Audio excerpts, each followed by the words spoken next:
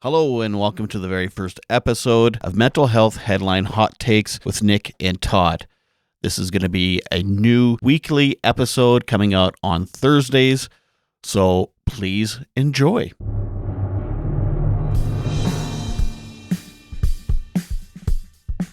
We're coming in hot to give you our hot takes on all the latest mental health news. From headlines and memes to developments and breakthroughs. We go into this show blind with the hopes of learning something new. Before sharing some bunny hugs. And leaving with our eyes wide open. I'm Nick. And I'm Todd. And this is Mental Health Headline Hot Takes. We're glad you're here. Yes, this one is called Philadelphia Lawmakers Vote to Prohibit Supervised Injection Sites in Most of the City. The source is Anna Orso, and she is from the Philadelphia Inquirer. I was thinking I'd just read some chunks here that of the article that I thought was good. Yeah. That I thought were relevant, and then I'll get your take on it, and then I'll tell you if you're right or wrong. So that's how we'll do this. I think it actually. So this is fun. Like we should document, verbally here if our minds change on anything that maybe we did through discussion. I think that's kind of cool. Yeah. No, yeah, for sure. So I'll give you the full what the article's about. So there was, I think, a vote to get rid of safe injection sites in Philadelphia. I think it was 10 of the 11 city councilors voted on it. So there's a new bill. Not to create. So did they have safe injection sites and they're voting to close them? They have some. They didn't. It may have said in the article exactly how many there were, but there's definitely some. And they are. They don't. So the thing is, the bill is not just to get rid of them, but to make it harder to have them. So you have to go through some hoops and stuff, including like having the neighborhood vote on it and stuff like this. So they're not saying we don't want it. They're just saying let's shut them down for now and make it harder. Basically, that's my bias thing. Is that they're basically making it harder. But those in favor of the facility say they prevent drug-related deaths, which reached a high point in 2021. When nearly 1,300 people in the city fatally overdosed. 1,300! Wow. In what time frame? That was in 2021. That just made my eye twitch. In 1 year, 1,300 people that they know of fatally died in Philadelphia. Council member, okay, I'm going to screw this name up, Quitsi Lozada. She's a Kensington-based district. And it's the epicenter of the city's opioid epidemic and home to one of the nation's largest open-air drug markets, drafted the bill to change it, and said the majority of the people who argued against it do not live in the communities most affected, which is true, okay. Maybe I'll give a little opinion before I go on. I don't understand. If your area that you're representing is the most affected, you'd think you'd want some service like this in there, right? Anyway, Lozada's can I play devil's advocate there? Yes. So I can see a scenario where you're in a neighborhood or whatever where you do have this like epidemic of a problem. Mm-hmm. But you don't personally, or someone you love doesn't personally have that problem. Where that problem is impacting them is that they don't want the injection sites and that problem in their neighborhood. I'm not saying I agree. Right. I can even relate that to some shit going on in Chicago here. But as someone who, doesn't want to villainize the people that don't want it. I want to understand what they say and what their thought process is. I just wonder if maybe that's part of it. It's like if you're not homeless, you don't know anyone homeless, you don't want homeless people outside your house. Right. And I too, I get it. And I'm not saying I agree with that. Right. Yeah. I understand the thinking. It's just that's kind of old school thinking. In fact, I'll jump to a fact that I have here. For those of you that don't know me, I'm in recovery of addictions, and I've worked in addictions, and so I'm kind of biased and kind of passionate, and I get grumpy when people don't agree with me. But anyway, there's all types of studies. Like, I haven't found a study yet that says safe injection sites don't save lives and don't help. So that alone, but this one says overall findings indicate there are no appreciable increases in crime and disorder following the implementation of a safe injection site, nor are there increased risks to the health of the local community in the form of increased unsafely disposed needles and syringes. And that's because they're going to do it there anyway. You're in the epicenter. Why not just have them say, okay, you're in the epicenter, you're going to be doing it anyway, just do it over there, and it'll be all safe. All the syringes are put away nicely. Yeah. There's not going to be people on the street ODing. There'll be, if you do OD, there's people there to save your life. And there's pamphlets and counselors and all types of things to take care of you and promote you to try to go to treatment, as opposed to just doing it on the street anyway. Okay, that's what I was going to ask. Now, is with this scenario, is there like a path to treatment and recovery? Because I don't know. I'm a little ignorant to this topic, which is good, right? Because I'm going to learn from you. I'm going to learn from this article. But my thought is, and this is where, so I go back and forth in my own head on the should all drugs be legal and, taxed and regulated and all of that stuff. And then we have these safe injections. But what bothers me is when there isn't a legitimate, realistic path to recovery. Because what I don't want is a bunch of people in an epicenter that just live there and get high all day, because that doesn't help them. That helps them with the immediate need, but that doesn't put them on a road to recovery. And in our stupid country, I'm very angry with America right now as a country, so I'm going to call them stupid. My stupid country, we just would rather throw people in prison than rehabilitate them into society. And I think that is absolutely deplorable. So I want to say that clear. But I know for sure that in my core, I want to be people first. So I think that making sure there's a legitimate path to recovery and there's a process, like you said, with counselors, getting into treatment plans. But a lot of these folks don't have the resources for a counselor or treatment plan. So if that's part of this, then I think that this is a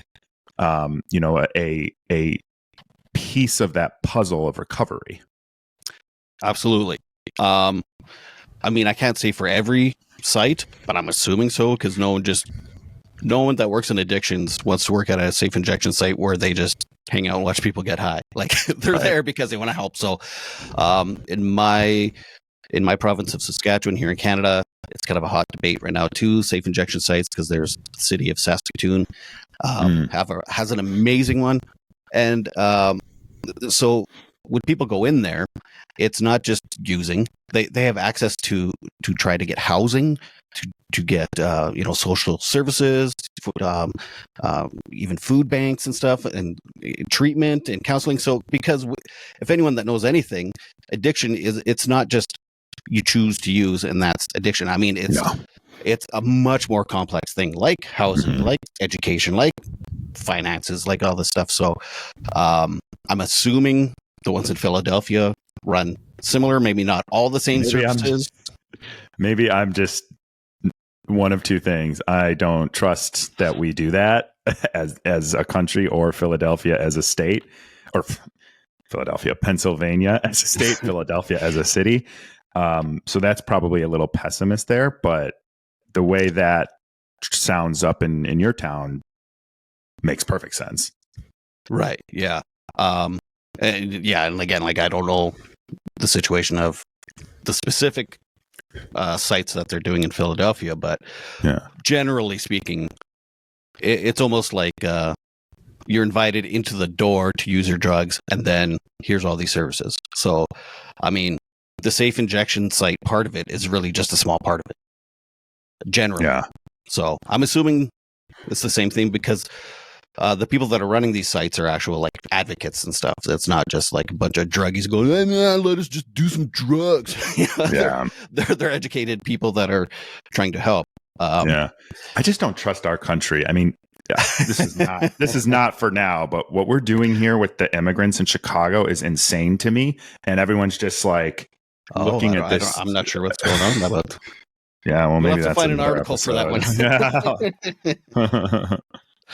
Yeah. Anywho, I've hardly scratched the surface here. So, Lozada's legislation would update the zoning code to designate supervised drug consumption sites as a prohibited use in 9 of the city's 10 council districts. West Philadelphia's 3rd district, represented by a Democrat. They throw Democrat and Republican in here a few times because, generally speaking, the Democrats are for, Republicans are against. Hey, got to keep us divided. Yeah. Jamie Gauthier was the only district not included. Applicants who go before the board and are facing opposition can see their cases drag on for years. So it's either they think they're doing their district a favor by doing this so that, everyone gets all the information, / if we have too many hoops to jump through, then it'll never happen. Or the Republican-controlled state Senate has also advanced a bill to ban supervised drug consumption sites statewide. So even if Philadelphia said, yes, all the councilors are like, yes, let's have safe injection sites, it doesn't matter because the Republican-controlled Senate is like, no. Nikhil Saville. American politics. Yeah, Canadian too. Nikki Saville, who represents parts of Center City in South Philadelphia, voted against that legislation and testified against the council bill Thursday. So that's kind of the gist of what's happening there. So when I read this, I always wonder, why is this a political issue even? Why is something that's like proven? Like I can't find anywhere online unless it's like a right-wing newspaper or something, and I don't want to politicize it. But for some reason, it's always politicized, this issue. Like, why is saving people's lives politicized, or how to save people's lives? I mean, I ask myself that question 100 times a day about 100 different things, and I think this is, the 101 today. We are polarized against each other in our country and really across the world on every single matter because we are positioned to do that through our politics, our political leaders, and the way that the media represents it. And you just said it straight and clear. Unless I read a conservative newspaper, I'm not hearing this. And then if I read this, I'm hearing this. Well, that is on purpose, because what do? And what do the social media algorithms give you? And what does your Google alerts give you? They give you stuff based on what you've already consumed, which only reinforces your belief system instead of challenging you with an outside thought. And so that's what I think you're having here.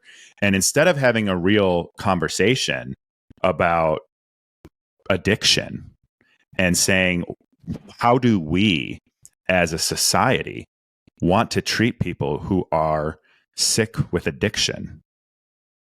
And what are our beliefs of who they as human beings should be treated? Then it's just going to continue to be a divide. It's going to flip-flop depending on who's running the government at the moment. And we've seen that. And I don't follow Canadian politics very much, but I know... You don't? Listen, we got enough problems in our own country here, and I think they duplicate up there in a lot of ways. But it's very sad because I see all of these things going on, and we're just fighting with each other about them instead of going at the root cause. And we're attacking people based on their opinions and calling them names instead of saying, "Hey, we have an issue here." Yeah. Well, even during the council debate, they had people from on both sides of the issue stand up and talk, and it got really heated. There was people that were advocating for it and people that were really against it, and there was times where it was like got super heated, and it was like, but this is another thing that drives me nuts. It's like, okay, we're gonna confer with people if they want it in their neighborhood or not, and all this stuff. Well, it's happening in your fucking neighborhood anyway. Right. One, and well, two, why are we addressing that? Yeah, and two, why are you talking to people that don't know that aren't professionals, that aren't experts. You're just asking people for opinions. Well, I mean, everybody has an opinion doesn't mean that it's a fact. Yeah. So why do you talk to people that actually or backed by research or anything? Yeah. So that always drives me nuts. It's like, well, too. we've had some people call in here recently, and it's like, I'm getting a little heated because my provincial government, there's some stuff happening right now too that is very similar, and it's like, okay, you have everyone that's working on the ground in addictions telling you one thing. You have professionals telling you one thing, but then you have one grumpy person saying, you're just, get off my lawn. Them. They're enabling them. And that's enough for them to say, no, we're not so supporting. Then what I would like to ask that person is, what's your solution? Well, treatment. Okay, so we can use government funds to build treatment programs for these people, right? Well, no, I ain't paying for their treatment. Some say that, some are. Okay, so then how do we pay for it? If that's your solution and you don't want to pay for it, how do we pay for it? And I will just take them down every stupid answer that someone gives. Well, the most frustrating thing is, and this point was made in the article too, they talked to a parent that lost a kid to overdose. Okay, my child wasn't ready for treatment, so they were still using, so they died. It's like, what? I can't put my kid to treatment. They're fucking dead. Like, so if they were using, but at a safe injection site where if they were overdosing, there was people there to help them and to also encourage them to go to treatment, maybe they would have been ready to go there. Maybe they wouldn't, but at least they're alive and able to go when they are ready. Yeah. Sorry. I think that's a great point.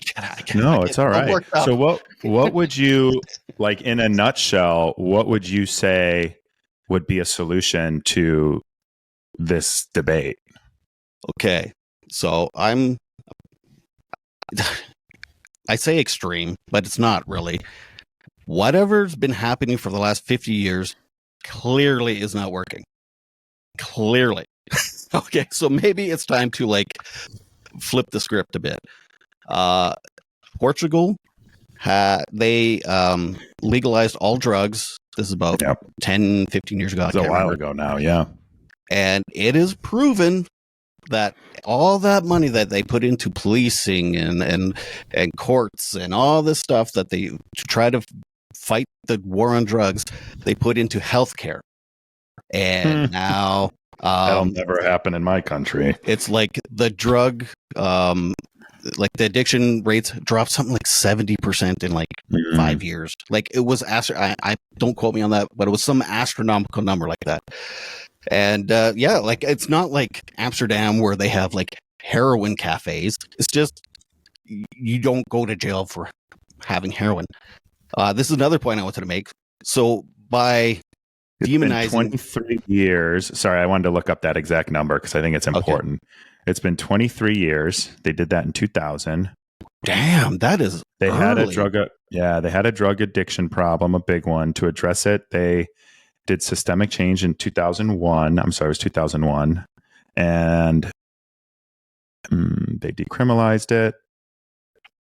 Right. So it's not it's not legal, it's just decriminalized. So. Decriminalized, right. Drug users in treatment declined from 1,150 to 352 from 2015 to 21.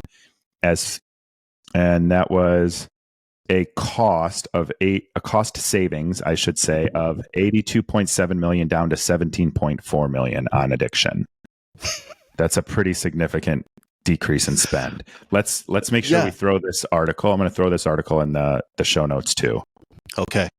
Well, that's another thing that drives me batty. So it's generally right side of center politics that are against this, but yet those are the same kind of group of people that are very, save money, and it's always about budgets and finances, but it's proven hardcore that this is going to save you money, but they still go out of their way not to do it. So it's like, well, okay. I don't get that. It's super defeating when you hear stuff like that. And the other point I wanted to make was, I talked to someone on the podcast, actually, Bunny Hugs Mental Health, about about the language that you reuse around addictions and stuff. And when people are considered criminals and demonized, do you think like that does not boost their morale? So if they if they relapse and use, they feel like a junkie, they feel like a criminal. So if you treat someone like a criminal, they're gonna act criminally. Oh yeah, that's a great point. If you treat them with empathy and kindness and whatever demon is eating them as a health issue instead, then they're more likely to seek help, more likely to feel accepted, and like they're in a safe place, right? So yeah, there's a lot of shame with it. Are you kidding? Yeah. As someone that's 7 years, I'm 7 years sober Monday. So nice. Congratulations. 2 days. Yeah, thanks. And who worked in the place that I went to as a client, I can tell you there's a lot of shame. And a lot of people don't get help because it's shameful. Yeah. Like, how do you ask for something? Let's like, if you were doing something that you consider shameful, how do you talk about it openly and ask for help? Yeah. And that's the story of my mental health. I was shamed for it, and then I stopped talking about it. The one time I tried to when I was a teenager. Yeah. Mm-hmm. Yeah. And then then the sad thing is that sticks with you for a long time. It's not like just that day. It's like, I'll try again tomorrow. It's like, okay, I'm not gonna do it anymore. Yeah. Well, and that's exactly what I wanted to talk about today. Do you want to add anything more, or should we transition to?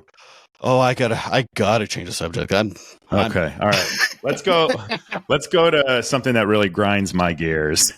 Okay.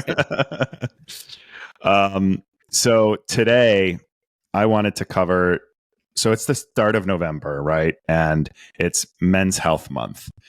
So it's weird because I thought June was men's. Wait, it's men's mental health, and then men's.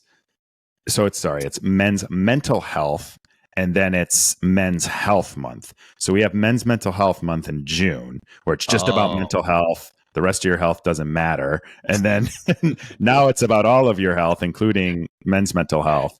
And so what I got here is this is more of a general topic, but I wanted to highlight this article just because we're talking headlines and we're talking these important issues, right? So November initiates push to better men's mental health is the headline. This is written by Jake Pearson. Jake Pearson writes for CBS 23 WIFR of Gray Media. Whatever that is. Gray Media, don't know. But there's two things I really want to cover here. One is obviously mental health, but I know I've told you this before, but I get a little perturbed when we have these months of highlighting issues in society or in our culture when there are issues every day and every other day outside of that day or month that they're being celebrated on. And my frame of mind on this changed several years ago when I saw that Morgan Freeman quote where he's like, there shouldn't be a Black History Month. Black is part of our history. It should just be history. And I thought to myself, that is the best way to look at it, right? Men's health isn't just a November issue. It's a January, February, March, April, May, June, July, August, September, October, November, and December issue. So I get really frustrated by this. And listen, I use the opportunity to talk about this stuff because it is important. And I feel like you have a more captive or more open audience when there's, one of these highlights of Men's Mental Health Month or Men's Health Month. But, we have, and this is from the article, we have 6 million men in the United States that are affected by depression every single year. Okay. 40% of them don't talk about their mental health, according to the Vice President of Health Services at Rose Crane, which is Raymond Garcia. Statistics show that men die 4 times as often as women via suicide. And everybody, anywhere you look, blames the stigma.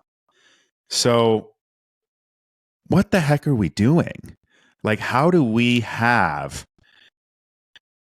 days and months And these type of statistics, after we're doing all of this awareness and we know what the problem is, and we still have this ingrained in our culture that men have to be masculine and talking about your feelings or experiencing some sort of mental health challenges or mental illness is just something a man shouldn't experience. Interesting. So do you think by having a special month just to talk about this stuff is not doing anything, or do you think it's making the stigma worse, or do you think it's making it better? I don't think, or do you think it's just no point to it? No, I think so. Here's the thing. I think it's the best we got right now, right? It's better to have a month or a day or whatever than it is to have nothing at all. So I do want to make that clear.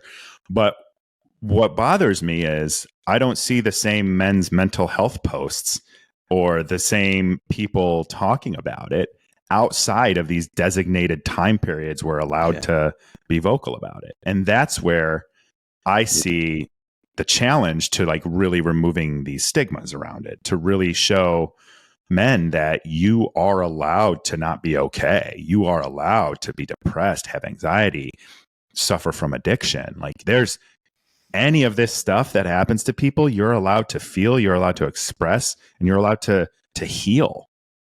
Yeah. I think it's so hard because it's not a consistent issue. And that goes to mental health in general too, I think. Yeah, I agree. Yeah. Yeah. Boy. And so it was like 10 years ago, I was in the psych ward after an attempt, and I thought I was being really brave and stuff by even going to the hospital for asking for help. I was already seeing a psychologist. I was talking, and at the same time, they also shooed me out the ER and was like, "We don't have room, sorry." Like, so that's the part that really frustrates me. It's like everyone's saying, it's okay to be this and go talk and be open with people, but then it's like platitudes, and then not get any validation any fucking way. So it's like, well, why the hell I did talk and now I'm embarrassed and I've upset people that are worried about me, but yet nothing's being done. Or some, if your spouse is very unvalidating, or your boss is like, we care about mental health here at our job and whatever. And then it's you know what? We are going to talk about that because I talk about that and write about that on LinkedIn all the time. I can't, I was laid off from my job. We'll get into this later. When I was laid off from my job, my biggest pet peeve was them saying, my network is open to you, our CEO, my network is open to you. Yeah, I have an idea. Why don't you give me a severance package that's going to keep me on my feet until I find a new job? Do you know what I mean? Like, why don't you, if you really care, why don't you give me some mental health support? Because job loss is one of the worst things you can feel and one of the greatest forms of grief, right? Anyway, we'll save that one because I'll find an article on that for sure. But I agree. And it's almost like the platitudes of all of it. And even the, people that post sometimes on social media, thank you, but also like, are you doing that because it's the popular thing to do? Or is this something you're willing to talk about in March or in December? Mm-hmm. Yeah, I do know. I find, I don't know, these months don't, or these weeks or days or whatever, because they're all the time, which is good, I guess. I don't know. Yeah, I'm on the side of just like, I work in mental health, but I also don't like that month or that week on the podcast. I'm not like, hey, it's this week or this month, because it's like, I just kind of ignore them. Because it's like I'm doing this all day, every day. So that's a good point. It's like, and I think, now you're making me reflect and think internally, which is a good thing. Maybe it is something that's specifically around mental health that's become frustrating for me because I am in it every day. And then I get to see people, or I have to see people pop up on the day or the month and start talking about it like they've been there all along. And so maybe that's something I need to find peace with. Look at that. We're growing and learning. It's like, hey, man, you don't actually care. Have you ever been depressed, man? This is just a fad for you. What one here, a screwy thing is, so here in Canada, we have Bell Let's Talk Day, and it's in January. And Bell is a company that started it. And now it's like almost a national holiday for this freaking company that came up with this day. And so now it's like, at first it was really cool because there weren't big companies and there weren't weeks and days like this. But then after a few years, I was like, you know what? This is just a big fucking PR stunt for this. And now it's turned into like, it's borderline a national holiday. Bell Let's Talk Days, like McDonald's Depression Month. You know, it's like, wait, what? We'll have to talk about this another time. That's like when the George Floyd stuff was happening across the world, the protests. And you'd have these giant corporations like Amazon. You turn on your Amazon Prime and it's like Black Lives Matter. And it's like, I have an idea, Amazon.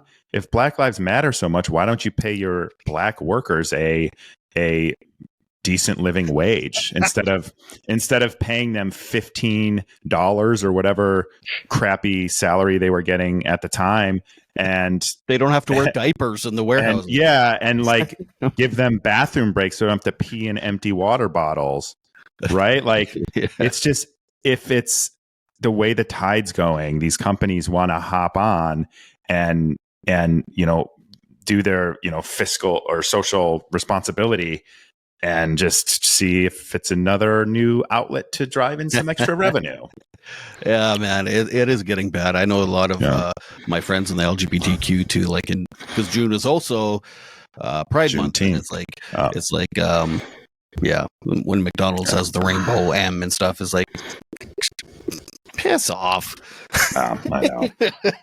What was that Pepsi commercial with what's her name? One of the Kardashians is like putting the flour in the gun or something like that. Jeez, I don't even know. Yeah, that was just brutal. Yeah, it was brutal. It was bad. Brutal. But I guess in conclusion from mine, unless you have something else you want to add too, I would like everyone to think, when you see it's Mental Health Awareness Month, you see it's Men's Health Month, you see it's Breast Cancer Awareness Month, all of that stuff. It's the best we can do right now, so we should take advantage of that. But be conscious of people that struggle with this stuff that you don't struggle with every single day. And the very person that you look at and you think is fine might not be fine, from physical illness, mental illness, family issues, friends issues, work issues. And let's just be conscious and mindful of people and the struggles that they deal with that you don't see. And I think if we all try and take that approach outside of the days and the months that are dedicated to awareness, we can become a much more compassionate society. Says you. Right. No, I fully agree. But it's funny that you kind of said that. I was like, oh, you know what? Because this is my passion, maybe I am being more harsh about it. So then I thought, I used to make this joke. I can't remember what the day of the year it is, but it's Reptile Awareness Day. And I'm like, I'm fully aware there's reptiles. But I wonder if people who are like really into reptiles feel the same way we are right now. They're like, reptile, every day is Reptile Day. That's actually quite a good point. That's quite a good point. At least they're getting sponsors. We're not getting. It's true. So, but anyway, yeah. But yes, I agree. You don't know what people are going through, and this maybe has nothing to do with the article, but I'd like to make a quick little story here. So 2 days ago, I was doing some speaking in front of nursing students about my story with struggles with stuff, and the instructor is a friend of mine from like decades ago, and we haven't talked for a long time, and she's never heard my full story. So I told my full story, and then she kind of said in front of her class, she's like, "It's so crazy because when we found out what had happened and that you tried to take your life, and then you ended up being an alcoholic and addiction stuff, it was like it blew our minds because you were always the life of the party, you're always the joker, you always made sure that everyone else was having fun and laughing and joking, and it was just like such a shock. And no one's really told me that before. So I've been doing this for quite a while now, and so it was just like 2 days ago. I was like, I too. And I think, oh yeah, it's interesting because it does. People project. I've been reading this book, and people project their view of the world onto other people, and I don't even think we know we're doing it. Right? Like I realized, for example, my view of the world is that I don't like to be. I like autonomy. I don't like to have my space invaded. I don't want the unexpected phone call. Like, I don't, do you know, like these are things like I protect my space. I protect my peace. But then I think the same thing when I'm like, oh, I really want to talk to this person, or, oh, I really want to text this person to hang out or something like that. And I'm like, their space. Yeah. If someone like inadvertently or not inadvertently, if someone calls me and they didn't ask permission or ask if I'm available, I kind of get bothered by that because I think it's like, you need something right now. You have no idea what I'm doing or what's going on. Like, let's plan it. Let me know, and that's different if it's an emergency, right? If it's a real emergency, but I don't want that unexpected phone call from you to tell me about ABC, whatever that might be. Tell me ahead of time so that I can like get mentally in the right headspace. Yeah, not be disrupt. And I'm introverted, so I have to mentally prepare for all social interactions. So anyway, yeah. Man, but gone is the time of I grew up with a phone that didn't even have caller ID, let alone texting and stuff. So yeah, it's funny that we've gone from it's almost like a fun surprise. Oh, the phone's ringing. Who could it be? To why would you not text me before you phoned? I saw a meme yesterday that was like, what did it say? It was something like 20 years ago. We couldn't wait to get that cell phone that we could take with us everywhere and talk to anyone anytime we wanted for 45 cents a minute. And today we don't talk to anyone. It's like, good point. Okay, mental note. I'll never phone you. Yeah, I'm terrible at it. Like I'm not good at my phone. And that's really become an output from Love is Blind, because going on there and having like my phone just constantly going off. And it wasn't even just like Instagram notifications and stuff like that. I would get like people that I hadn't talked to in forever texting me, calling me, asking to get together. And I'm just like, listen, my life is planned. Like I don't need, no offense. And some people just sent well wishes and that's great. But like, I don't need 50 people contacting me all the time. Like I don't have time for it. I don't have the energy for it. And it's like, that's why like, if I give you my phone number, you're lucky. Not you specifically, but I am careful because I've given it to people, especially in the last couple of years that I probably shouldn't have, that expect too much. Maybe that's another topic for another day. Let's do that. Go ahead. The injection site, I actually I have, I think maybe I've confirmed the way I believe about it, as opposed to living in the sandbox that I sort of was living in, where I was unsure. Yeah. Well, when nothing's changed for 50 years and nothing's getting better, yeah, maybe it's good to have a different opinion. Yeah. And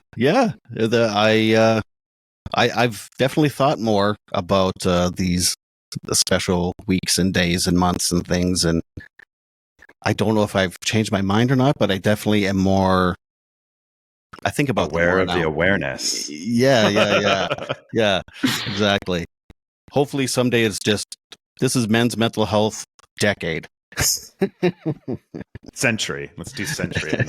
Let's get us all healed. Let's remove the stigma and get us healed. Yeah. Well, thanks, buddy. Cool. That was a good. Yeah, it was good. Yeah, thanks. I'm looking forward to doing this again. Yeah. Okay. Well, I'll see you next time. Boom, for sure. This has been our mental health headline hot takes. We're so glad you came. Remember, when you heal yourself, you heal the world. Be sure to like this video, leave comments, and suggest articles for future episodes. Hit subscribe to Eyes Wide Open and Bunny Hugs and Mental Health.